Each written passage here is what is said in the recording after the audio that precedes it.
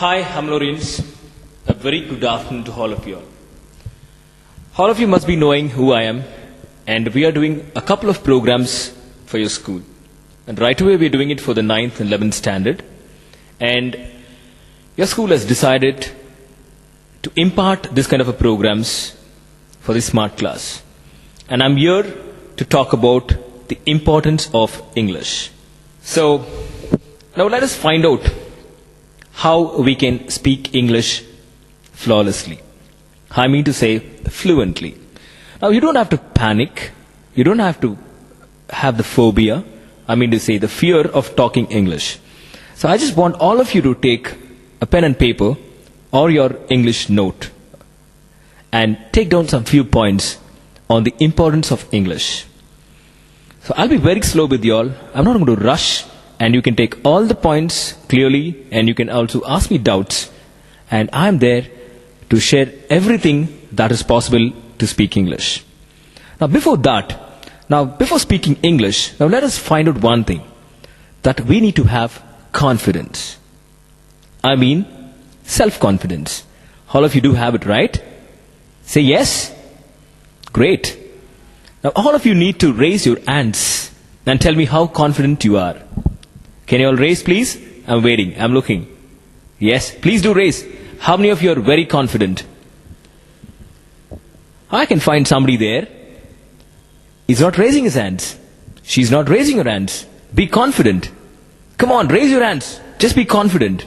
We're just going to talk a language, like as we speak our mother tongue. Please raise your hands. I'm here.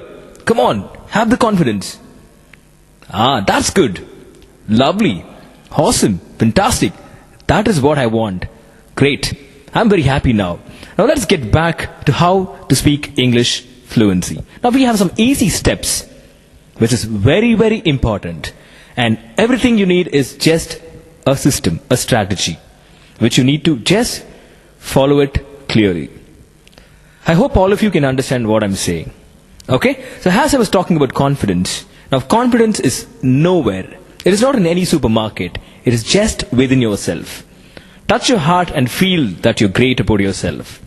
Clap your hands loudly.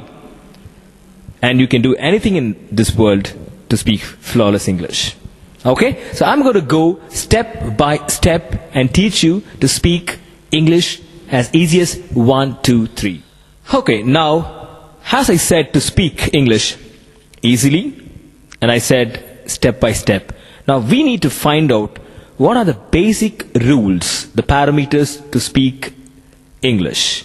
Now let me tell you one by one, which is so important, and you have to keep this in mind, that every way of life, every conversation, every time you talk, you need to make sure that all the rules are absolutely fixed when you're talking. The first rule is confidence, as I said. And second is energy level. Third is enthusiasm. And fourth is grammar. Fifth is fillers. Sixth is flow of thought. Seventh is intonation. Eighth is body language. Ninth is MTI. MTI means mother tongue influence. I'll explain all this later to you. And the 10th one is pronunciation. So, confidence. As I was saying confidence, the minute I said confidence is so important that all of you need to be confident. And to speak English, you should never hesitate. So confidence is so important that without that, you cannot do rest of the parameters. I mean to say, rest of those 9 rules to speak English. Alright? So now I'm going to tell you the second one, called energy level. Now all of you need to understand that your class teachers, they come and they talk so loudly. They have to be audible to all your 50 or 60 students. And energy is something that will make you more confident. It is interlinked with the confidence. And it's so important that you have to have energy, and only with the energy level it is possible to create a lasting impression. And to talk about the third one, the third rule is enthusiasm. Now enthusiasm is something that you need to have it always. And without having enthusiasm, I mean to say enthusiasm is nothing but interest.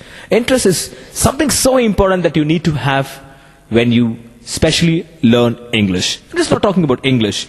You have to have interest in your studies, you have to have interest in anything, and only then it is possible. And let me quickly run to the fourth rule, grammar. All your faces must be dull. Grammar. You need to smile. It's like maths. Without basic grammar, you cannot speak English. And I have a doubt. Can you all say the word grammar? Is it an English word? I doubt. Is it? I can hear something there. English? No, it is not English. Now, grammar is a word derived from Greek. Gram means art and mer means letters. It means heart of letters. It is a rule to speak English. And without grammar, it is highly impossible. And now let me rush through another parameter called fillers. Now, fillers is something that every time you talk, absent-mindedly you create an hair gap. For example, my father is a business man, and my mother is a homemaker, and I have a brother. So this air gap without your knowledge is actually spoiling your entire conversation. And that shouldn't be there. And for that, you need to fill in the gaps in terms of words like adjectives, vocabulary, like obviously, supposed to be, I believe, it should have been, I could have. All these are the little words that you can fill in those gaps. So that is how you can completely vanish or eradicate fillers. Now let me talk about flow of thought. Now flow of thought is something so important.